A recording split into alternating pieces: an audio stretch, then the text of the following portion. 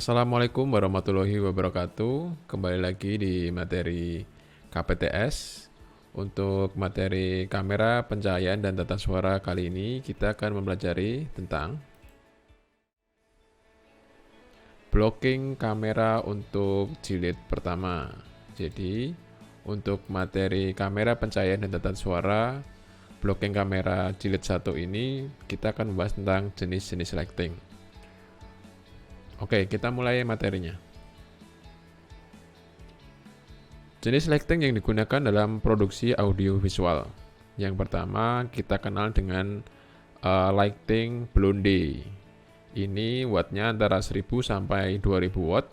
Biasanya digunakan sebagai key light, pencahayaan untuk area yang luas. Sifat cahayanya menyebar. Kalau untuk contohnya bisa kalian lihat di samping. Biasanya ciri khasnya warnanya kuning, lumayan besar, dan ada bandornya.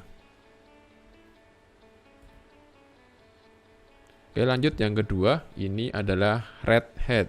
Red head ini hampir sama dengan blonde, cuman wattnya lebih kecil, antara 650 sampai 1000 watt. Digunakan untuk fill light area yang luas. Sifatnya cahayanya sama seperti blonde, cuma lebih kecil dayanya. Nah, ini ciri khasnya biasanya lebih kecil dari blonde, masih panas juga, masih menggunakan lampu tungsten juga. Yang paling menjadikan ciri khas dia warnanya biasanya merah. Jadi kenapa dinamakan red head. Lanjut. Oke, lampu berikutnya adalah HMI. Wattnya antara 4000 sampai 10.000 watt. Lampu ini merupakan jenis lampu kualitas tinggi. Sifat cahayanya keras dan kuat, biasanya digunakan untuk outdoor sebagai pengganti cahaya matahari. Jadi kalau teman-teman pernah melihat behind the scene pembuatan video ataupun sinetron ataupun film, ketika setting siang hari itu biasanya kita menggunakan lampu HMI ini untuk menggantikan atau memanipulasi cahaya sinar matahari karena kekuatannya yang lumayan besar. Bentuknya besar ini, jadi lumayan berat, sekitar 4000 sampai 10.000 watt besarnya. Dayanya juga besar. Oke, lanjut. Ini lampu halogen. Ini mungkin sering kamu jumpai di beberapa tempat, mungkin di taman-taman banyak juga menggunakan ini. Lampu halogen ini antara 1000 sampai 500 watt, digunakan sebagai key light biasanya untuk area yang luas. Jenis lampu ini biasanya digunakan untuk produksi dengan budgeting rendah.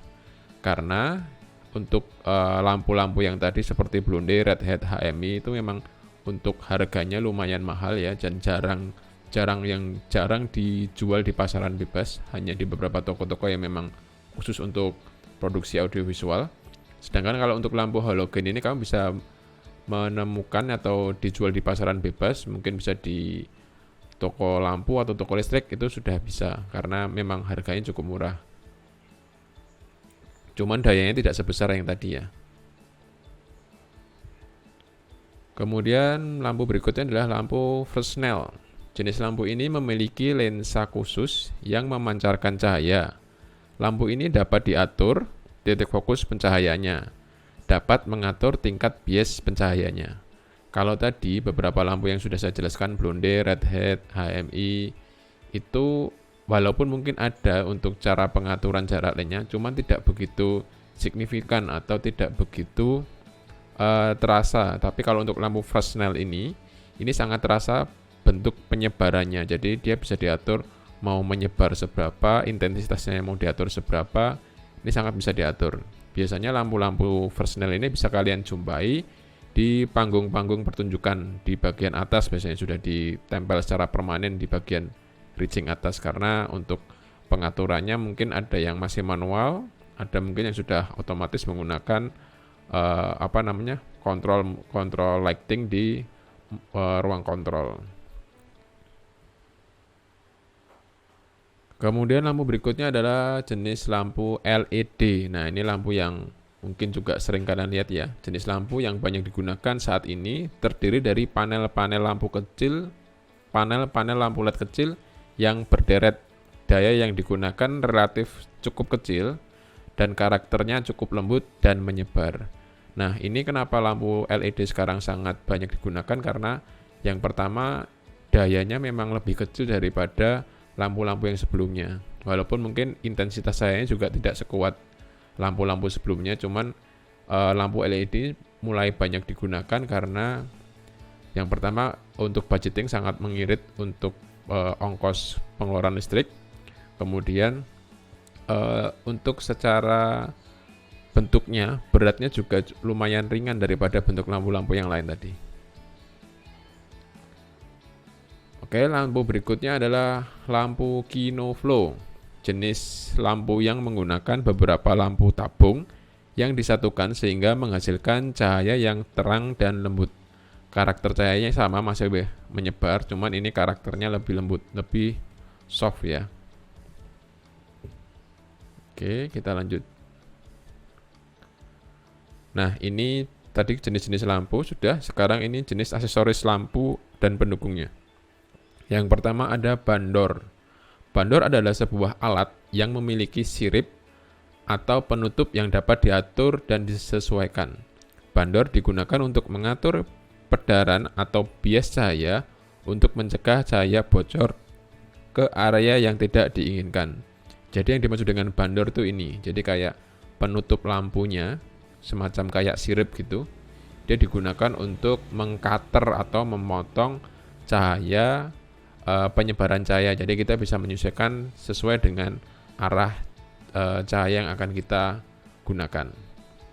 Jadi hitam-hitam ini ya sirip-siripnya dinamakan dengan bandor. Lanjut, bagian berikutnya adalah snut.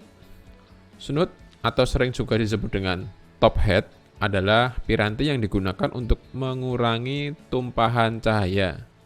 Snut akan memperpanjang ukuran lampu dan mempersempit sudut sinar cahaya yang dihasilkan. Jadi bentuknya semacam corong gini ya, kayak terontong gitu, digunakan di depan lightingnya.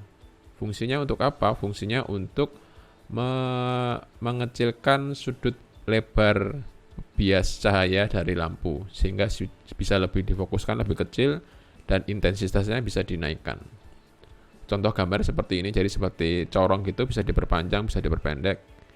Ini contoh gambar snutnya. Oke, lanjut. Aksesoris berikutnya adalah, atau bagian lighting berikutnya adalah gobo. Gobo adalah plat metal yang dicetak berfungsi untuk membentuk pola atau motif tertentu. Plat ini dipasang pada lampu dan diproyeksikan. Cahaya yang terbentuk pola seperti yang tergambar pada gobo tersebut. Ya. Jadi gobo itu semacam plat gitu, platnya berbentuk macam-macam. Ini ada contohnya beberapa plat gobo. Kemudian biasanya kalau ada juga yang ditempelkan di lighting langsung seperti ini, sehingga nanti hasil dari lightingnya bisa membentuk bayangan seperti ini. Nah, kalau ini juga salah satu jenis gobo juga, cuman jenis gobo yang untuk tidak ditempelkan langsung di lampunya, dia diberdirikan secara khusus memang khusus untuk membentuk bayangan. Nah, jadi seperti ini. Fungsinya untuk membentuk bayangan seperti ini, yang dinamakan gobo itu ininya. Jadi platnya, kalau tadi ada yang bentuk plat ditempel di lampunya, ada juga yang berbentuk seperti ini. Terus ditembak lampu sehingga terjadi bayangan seperti ini. Ini fungsi gobo. Kemudian ada dimmer. Untuk mengontrol intensitas cahaya dan mengatur perubahan cahaya dalam intensitas tertentu dibutuhkan alat yang disebut dengan dimmer. Dimmer dapat mengubah intensitas cahaya yang rendah ke tinggi atau sebaliknya dengan mengatur panas atau temperatur yang mengalir pada filamen bohlam. Jadi beberapa lampu tadi bisa kita sambungkan ke dimmer untuk kita atur cahayanya secara kontrol. Jadi kita kontrol dari control room bisa. Bentuk dimmer yang paling sederhana mungkin di bawah ini. Kalau teman-teman pernah ke beberapa tempat, mungkin tempat yang pernah tempat karaoke mungkin ada seperti ini, atau beberapa tempat yang lampunya bisa diatur. Nah, itu modelnya semacam putaran gitu, semacam knob gitu. Ketika diputar, lampunya semakin terang, diputar ke kiri semakin redup atau sebaliknya. Nah, itu contoh dimmer yang paling sederhana. Tapi kalau untuk dimmer yang profesional bentuknya seperti mixer ya, seperti contoh di sini. Jadi nanti ada beberapa lampu bisa kita atur secara satu-satu di sini. Itu dinamakan dengan dimmer. Oke, kita masuk ke tugas. Perhatikan jenis lampu pada gambar di samping. Lampu ini biasanya kita jumpai di beberapa panggung pertunjukan. Nah, tugas kalian kira-kira mencari tahu kira-kira ini jenis lampu apa dan kira-kira fungsinya apa ya. Oke, silahkan kalau masih ada pertanyaan bisa didiskusikan di grup. Terus kemudian silahkan dikerjakan tugasnya. Oke, untuk materi KPTS kali ini cukup. Sampai ketemu di materi berikutnya. Assalamualaikum warahmatullahi wabarakatuh. Sehat selalu.